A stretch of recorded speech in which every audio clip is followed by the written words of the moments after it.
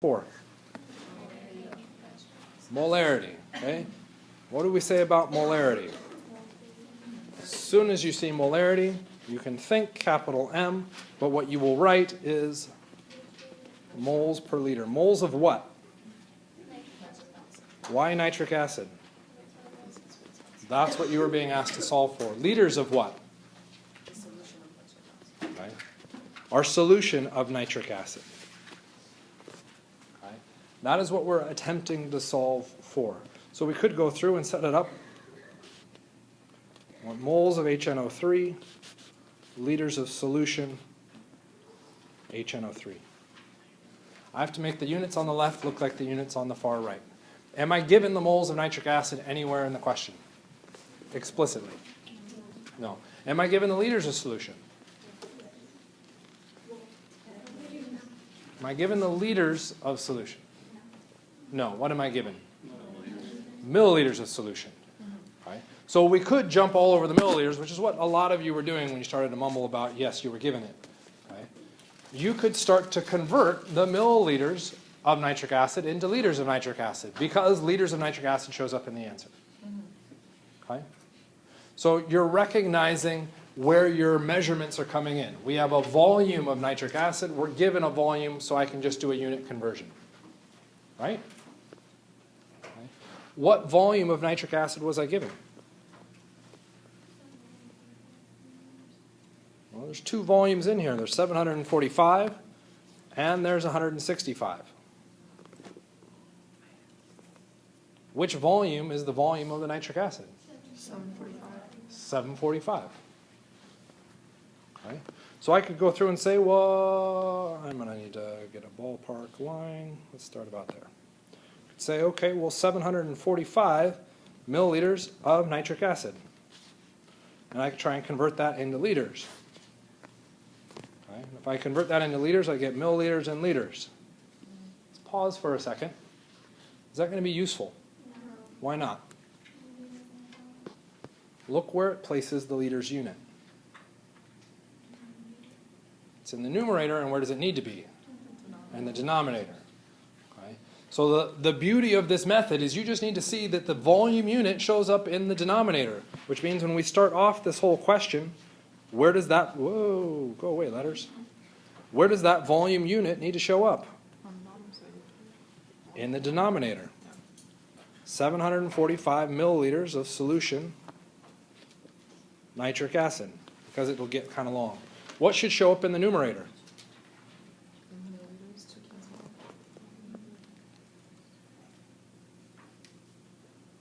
So I heard something about milliliters. Oh, no, I thought you meant nuts. What shows up in the denominator of what's written right now? What's that? It's just a placeholder. It's not like It is a placeholder. A placeholder 0? No. I want something numerically so that 745 milliliters does not change. Which means, what is the unit in the numerator? Nothing. If there's any unit there, is it 745 milliliters anymore? No. Okay. And it's a placeholder because I don't want that number affecting the 745. So what can I place there? There's only one option. 1. Ding. I was right. That has milliliters. I want liters in the denominator, so I need to do a conversion. Where milliliters needs to disappear, and I need liters to appear. Why did I put milliliters in the numerator? So it can cancel. What is my conversion between milliliters and liters? Milli means 10 to the minus 3. My power of 10 shows up in front of the core unit, which is liters. Cool. I now have liters of solution in my denominator. It's exactly what I wanted. What do I want in the numerator? Moles of what? Moles of nitric acid. So ideally, I would see moles HNO3. Am I given moles of HNO3? Correct. So I now have to convert moles of HNO3 to something or from something. From liters. Okay. What could I convert it from? So I heard liters. Liters of what? Okay. And if I put liters down there, what do I now have? Molarity, which was what I was solving for. So do I have that? No.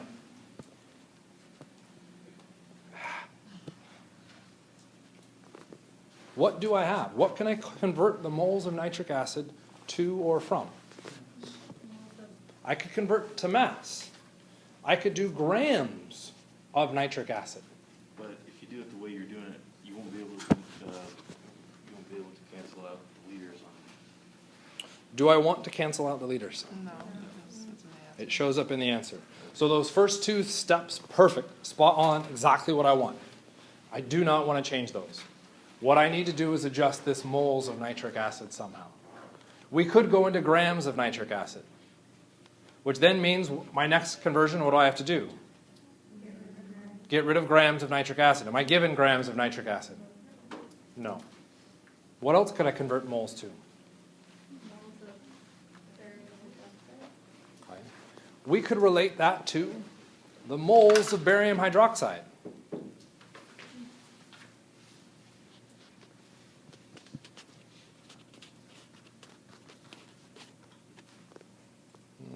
I'll leave it at that. And why would we do that? Because then the very next step is we'd have to get rid of the moles of barium hydroxide. Was I given the moles of barium hydroxide?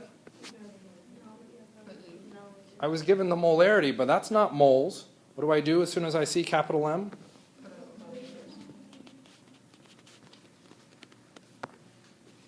Am I given the moles of barium hydroxide? I do have a conversion factor that brings in the moles of barium hydroxide. So converting into moles of barium hydroxide is not a bad idea. Okay? That can get me somewhere. Okay? So that is a valid conversion in here. Where do I get that conversion factor? I'm converting a substance. The only place I can find a conversion factor for the substance is the balanced reaction equation. That's our little inside joke. So what does our balanced reaction equation start with? Nitric acid. So I would need the formula for nitric acid because I'm given the name. Okay. Nitric acid reacting with what? Barium hydroxide. I would need the formula for barium hydroxide, which means I need to know that there's two hydroxides for each barium because barium is a +2, hydroxide's a -1. So I have to know the nomenclature. Okay? I needed nomenclature to get nitric acid. I needed nomenclature and charge to figure out barium hydroxide. Those then react. What did they make? Well, I read the question, and the question tells me nothing, because I'm expected to know how to predict that product, because that is what kind of a reaction? A neutralization or a double replacement. Neutralization is the more correct answer because we have an acid and a base.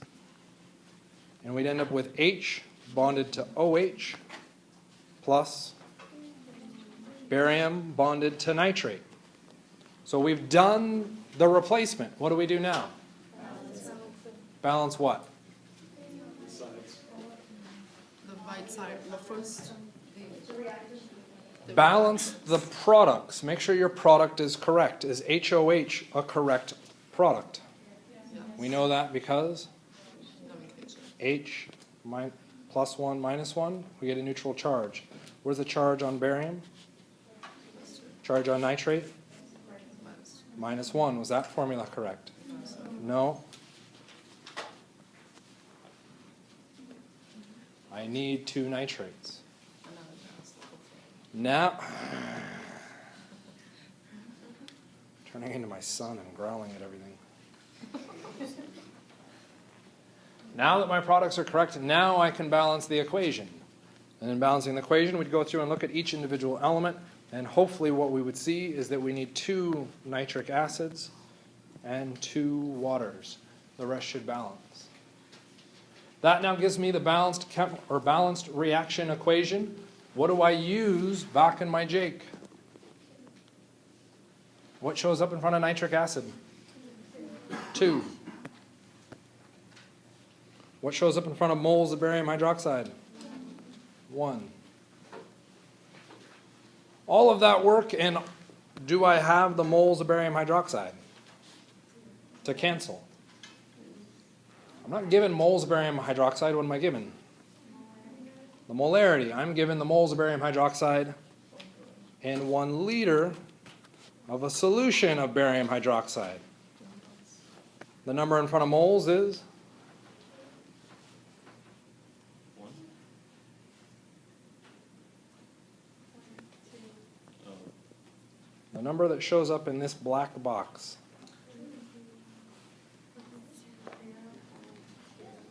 .200. Where is that coming from? the question. That was given information. That was the molarity of our solution. Right? What happens? The moles of barium hydroxide cancel. Getting close. I now have moles of nitric acid. I had liters of my nitric acid solution. But now I have liters of the solution of barium hydroxide. So what also needs to happen? I need to cancel that. Liters of solution of barium hydroxide.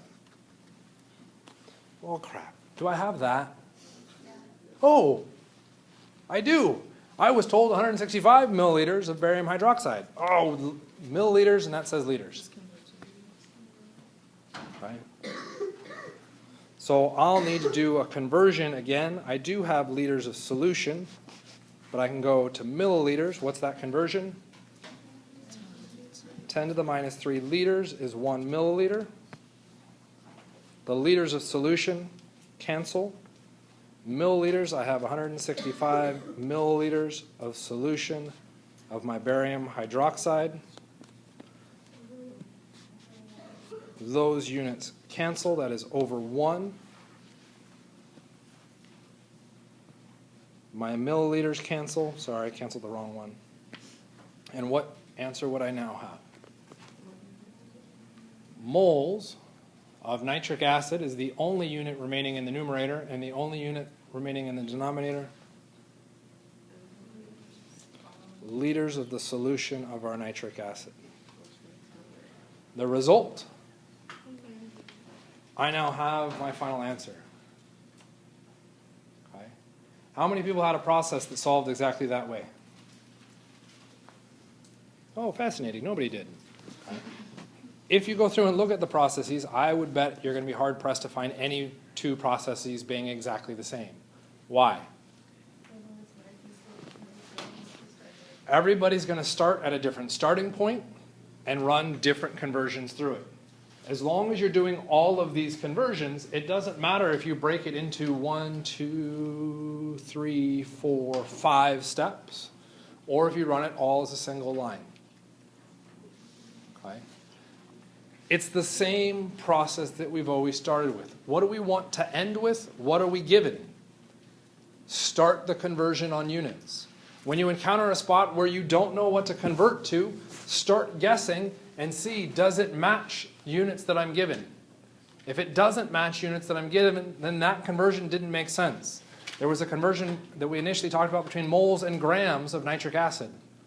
We can do that conversion, but grams of nitric acid doesn't show up anywhere in the equation, or in the background information. Not only that, does the unit of grams show up? No. So nothing about the gram or nitric acid made sense to convert to. So what should you do? Pick a different conversion factor. Again, keeping in mind where you're trying to get to, what you need to get rid of, and get rid of along the process. Okay? Notice I did not start with the balanced equation because I said moles per liter. I knew the liters. I don't need to start with a balanced equation right away. Did I need it pretty quickly? Yeah, because I now need to convert substances. Okay? With most chemistry questions, it makes sense to immediately draw out the equation, just because you will eventually need it. If you're trying to solve a question from the ground up, it might make sense to only do the stuff that you need to get through. And if you don't need the equation, then don't worry about it. Okay? By writing it out, starting with what you're trying to get, and setting up your conversions, that can help you say, oh, I do need that now. Now I can bring that in. Kind of makes sense? When you go through and punch this into a calculator, what do you get?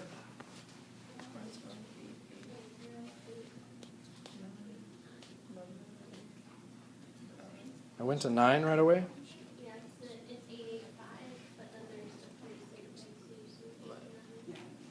So you mean 8? Come That goes on. really far, but you just have to decide when to stop. Isn't No, it's six. there's a 5. So it goes to 6. 2, 8, 1, 5. oh, and then And then you now. Yeah. Yes, correct. And then you decide, not the second line, but it's fine. But it's kind of hard to come up with a process, isn't it? All you're trying to do is tell me a number, and I can't even follow your process. Yeah, but wouldn't your answer be shorter because of the amount of sig figs? which is what we're going to get to. Yeah, I needed some more sig figs so that we could fix that. If that's what your calculator spits out, we have to go back to the question and say how many sig figs can we carry through. Look at all the numbers given in the question. All the numbers happen to have 3 sig figs, which means our answer needs to be 3 sig figs. So it becomes 008. No, Yeah, 86. it goes out to 5. The 5 becomes a 6. Yeah.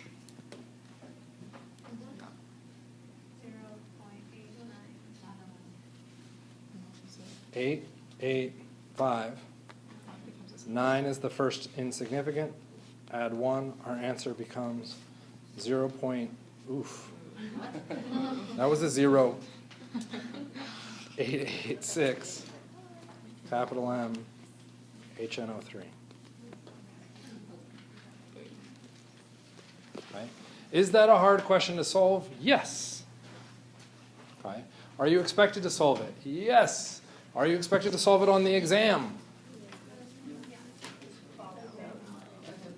Probably not. Why? It's a really long question to solve. You can be expected to solve probably up to 3 conversions. We're sort of running 5 here. That's a bit excessive for this class. Okay. 151, absolutely, you'll do it tons of times. Okay. But 130, we'll try and keep it small. Kind of make sense? Okay. Well, clearly I didn't have anything else to say about it because I don't remember. So we good? Yeah. Okay. Which takes us to the next fun one. Chapter 10, gases. Okay. Fun fact about gases.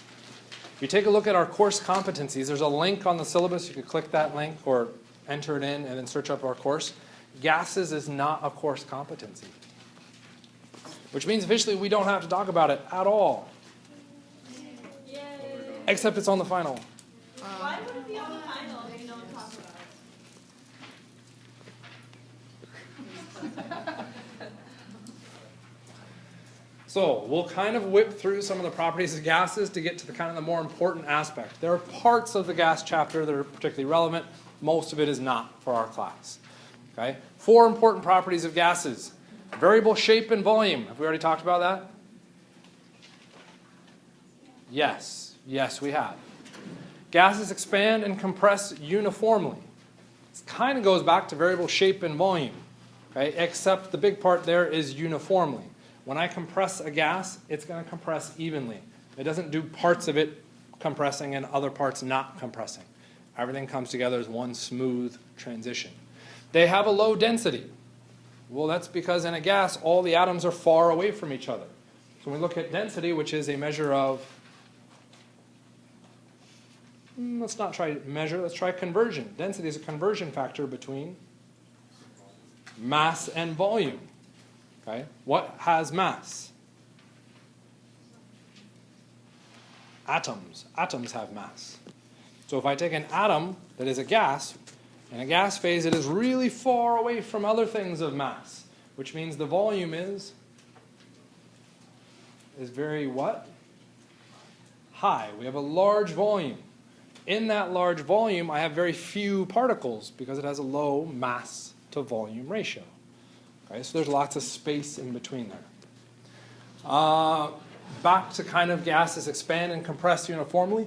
They will mix uniformly with other gases. So if I put them all into the same container, we're officially changing sort of the compression of the container by adding a different gas. Well, if rule 2 is true, when I add a different gas, they must mix also uniformly. Okay? The last part of this is that gases do exert a force on a container. And that one gets tricky. What are we breathing right now? A gas. Anybody feel that force? If you think about it, if you think about breathing, you can feel it. You could feel the force in your lungs, true. But there's a gas outside your lungs. Do you feel that pressure on your skin? Again, if you concentrate, you probably you can think like, okay, think about your hand, right? Like We can play where I'm sitting, I can feel the air coming onto it. So we could feel a current coming across. If we're in a currentless system, how do you feel that pressure? I feel really hot. Not necessarily. It could still be a cold room. Okay. Do we have that pressure? What happens if we got rid of that gas? What do we do? Where do we not have that gas? In space. And what happens to people in space? They explode because there is no pressure holding them together. Okay? So yes, we do have that pressure holding us together. As soon as we lose that pressure, what happens? Nothing holds us together, and we effectively explode. So yes, we do have a pressure. Okay? Ideal gases. Okay, what does ideal mean? That's a good way to look at it. Ideal is what you would like to happen. This is what we hope to be true. Okay? Why do we look at ideal and not, say, an actual or a real gas? It's hard to. Real gases do weird stuff that makes it hard to model. So instead, we look at ideal gases, which minimizes some of the difficult aspects within it and allows us to make comparisons between different functions and different values that allow us to make scientific conclusions. Okay? You might say, well, then in the real world, how can we use that information? Well, it turns out that most of the assumptions that we use in making or looking at an ideal gas hold for gases at most temperatures. There's only certain circumstances where those gases stop being ideal. And it's usually when we look at some of these and we change those parameters. So the first thing that makes it ideal, gases are super, super tiny molecules. They are so tiny that the assumption we make is they have no volume. Does it make sense that a particle has no volume? Is that physically true? When you come into this room, where could you be if it was an empty room? Anywhere. But you come into this room and I'm in this room, can you still be anywhere? Anywhere but where I am. Which means your options for where you can exist are smaller. So as soon as we put gas particles into a sample, the volume changes. Okay? The volume changes by the size of the particle. But if the particle is insanely small, how much does the volume change? Not very much, so we can approximate and say that there is no volume change. Okay? Gas molecules demonstrate rapid motion in straight lines, so we don't get weird curveballs. They just run in one direction. What's going to stop it from moving in one direction? Something gets in the way, and it hits that, and it bounces. Okay? That moves to the, what is it, 1, 2, 3, fourth one. They collide without losing energy. So it bounces off and goes a different direction. What if it doesn't hit perfectly square? Anybody play pool? If it doesn't hit perfectly square, what happens to the ball? It goes flying a different direction. So our particles are effectively a pool table, but in 3 dimensions. Wow, that would be cool. It is pretty cool, actually. Rule 3, they have no attraction for one another. Okay? So if I put in particle X and particle Y, when they get near each other, it's the same thing as if they were really far away from each other. Okay? There is no attractive force or repulsive force between them. There's only the bouncing effect. Same thing happens with pool balls. Okay? You can have two balls next to each other on the pool table, and it's not like they're magnetically attracted. Okay?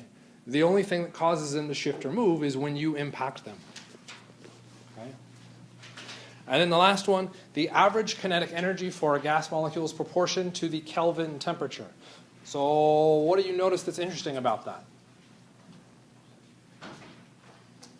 What happens when we increase the temperature?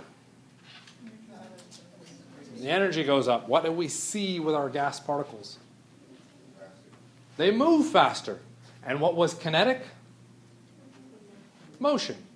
So the more our particles move, that's more kinetic energy. The hotter things get, the more they move. What's the other interesting feature within that statement?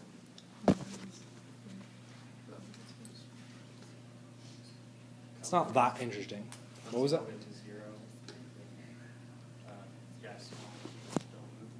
It is specifically referencing the Kelvin scale, not degrees Celsius or Fahrenheit. What happens to your degrees Celsius? I can have 100 degrees Celsius and I can have 0 and, come on, like Wisconsin? Negative. Okay, we can get negative values on the degrees Celsius scale. What can we get on the Fahrenheit? We can also get negative values. If they were directly proportional, what does that mean happens to the kinetic energy if we use degrees Celsius or Fahrenheit? We would have a negative energy. What? Kinetic energy was the measure of motion. We have the opposite of moving. Not nothing, the opposite of moving. That doesn't even make sense. Okay? That's because we don't use that temperature scale. We use the Kelvin scale. And on the Kelvin scale, what is our smallest value? 0. We never achieve a negative value, right? Which means we never have a negative kinetic energy. It is always a positive value. So what happens when we hit 0? Well, we got that little expression there, that little squiggly infinity sign cut in half. Means proportional. Okay, we can't say exactly equal, but it's pretty darn close. We said that's equal. What happens if temperature is 0? So it's kinetic. The kinetic energy is 0. So if we achieve absolute 0, what happens to our motion? It stops. Okay? Not the opposite of moving, it stops. Okay? Kind of a neat little observation. That would be our absolute 0. That's why we have the Kelvin scale. It's looking at ultimately gases and kinetic energy. Okay? The last one that comes out of our ideal gas behavior, which is one that I'm not a fan of, and this is what shows up in Chapter 8. Okay? And it shows up in Chapter 8 in kind of an odd situation. They say that a mole of any gas is equal to 22.4 liters. Okay? So if we took that statement and we arranged that into a conversion factor, we would end up with the mole of our gas over liters. And really that would be 1 mole of our gas over 22.4 liters, which looks an awful lot like molarity. What did molarity apply to? Solutions, typically aqueous solutions. It was the moles of our compound per the volume of our solvent. What is this? This is the moles of gas in the size of the container that we're in. These are two different conversion factors. I can't use molarity to describe gases because I'm not dissolving them in anything. I can't use this gas expression for molarity because there's no solvent in this expression. Okay? So I can convert between moles and liters using molarity, which is useful, or I can convert using this gas expression, which is stupid to memorize. Okay? That said, you're required to memorize it. Okay? Don't shoot the messenger, not my fan. Okay? So, you need to know that expression. So anytime you're working in a gas system, you can now convert the moles of a gas into the liters of that same gas. Okay? Why am I not a fan of this? So we got a couple big things. Number one, only works for gases. Number two, what the heck is STP? Standard temperature and pressure. Meaning this statement is true if I'm a gas, if I'm at standard temperature, if I'm at standard pressure. Which means today is Tuesday? Yes. Today is Tuesday if it is not Wednesday, Thursday, Friday, Saturday, Sunday, or Monday. What the hell use of conversion is that? Okay, it is only conditional on these exact values. It doesn't make sense. It's not a useful conversion factor because we have to have all of those conditions set. Okay? Well, you might say, well, but what is standard temperature? Maybe standard temperature is room temperature. And more than likely, if I'm going to run a reaction, I'm going to be running it at room temperature because I'm in a room. That makes sense. Okay? What is standard temperature? 0 Kelvin? Is that what it is? 0 Kelvin means there's no motion. It's going to be hard to do anything with no motion. That was 0 Celsius. Okay, well, that's Celsius scale. I don't even know what Celsius scale. That scales up to what? 32 degrees Fahrenheit. For those of us that understand the Fahrenheit scale a little bit better. What is 0 degrees Celsius or 32 degrees Fahrenheit? The freezing point of water. Well, that's right, because when I walk into the room, I'm at the freezing point of water. No, I'm never at that point. Why did I pick that temperature? It was easier to do the numbers for the calculation. So somebody said, this is standard temperature. Thank you. That has no direct relevance to what I'm trying to deal with. When you go into the world and run a chemistry reaction, you will need to convert, particularly if you're out of gas. You're an engineer, you will convert between volume of a gas and the moles of a gas. It will happen. Okay? Are you going to be doing it at standard temperature? No. Why'd you spend all the time memorizing this stupid equation if it's never going to be valid? Exactly right. It's dumb. Okay? Why are we making you memorize it? Because it's another conversion factor that we can say you've memorized. Yippee! Okay? What is no hard feelings here whatsoever about this. What is standard pressure? Okay? We didn't even talk about what pressure was. Pressure is the force that our gas is exerting on the environment. Okay? There is a standard pressure. Thankfully, we picked that one appropriately. We set it at 1 atmosphere. What is the pressure that we are feeling right now? 1 atmosphere. It's pretty awesome. So that is at least a direct relationship. And for those of you who might say, well, it isn't that big of a deal, Mike. Just use it. Okay? This becomes a problem. Who decides what standard is? Okay, a bunch of old scientists. I'll accept that. What did those bunch of old scientists say the temperature scale should be? Why'd you laugh? A bunch of old scientists couldn't agree on what unit to use for our temperature scale. What does that mean about standard temperature? There is not a standard. Depending on who you are, what you're doing, where you work, standard temperature and pressure changes. Which then means the whole conversion factor was useless. Okay?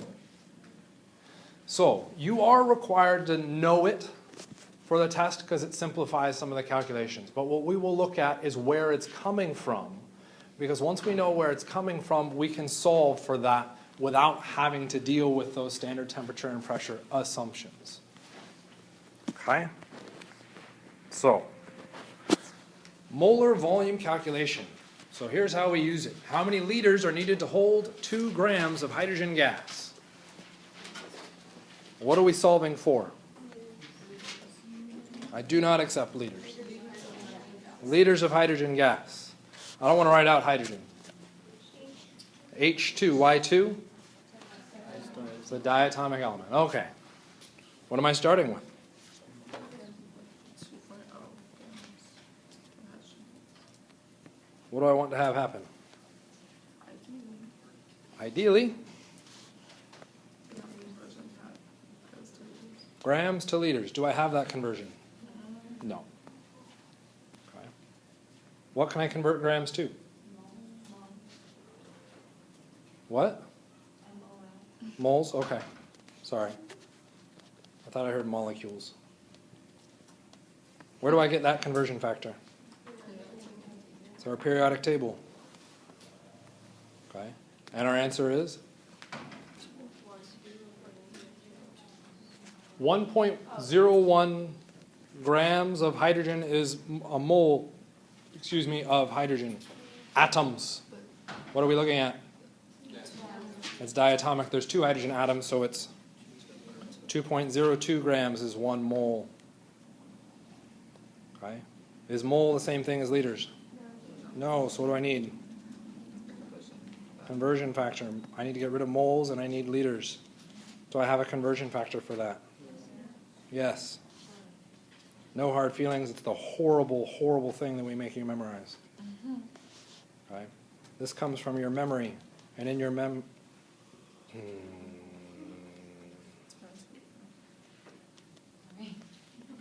comes from your brain, and in your brain you know that 1 liter. Whoops. Tell how well I've memorized it. 22.4 liters is 1 mole. Where does the 22.4 show up? I don't accept on top or on bottom. In front of liters. 22.4 liters, 1 mole. Now what do we do? Solve. Punch it into the calculator. 2 times 22.4 divided by 2.02, and I'd get ballpark 22.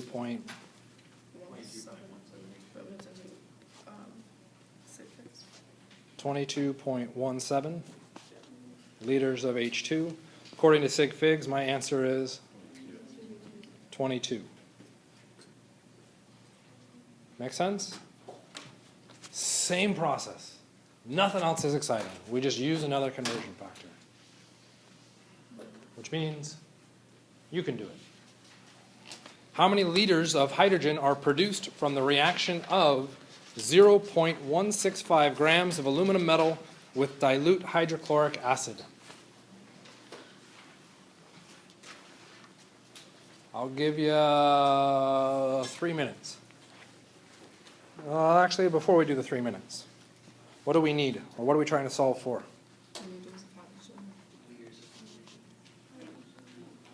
Right, liters of hydrogen. Liters of hydrogen produced.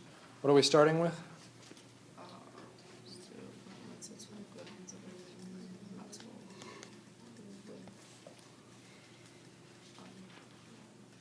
Are grams of aluminum the same thing as liters of hydrogen?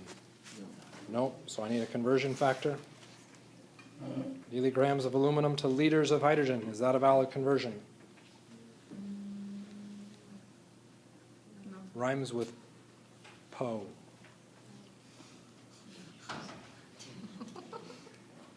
No?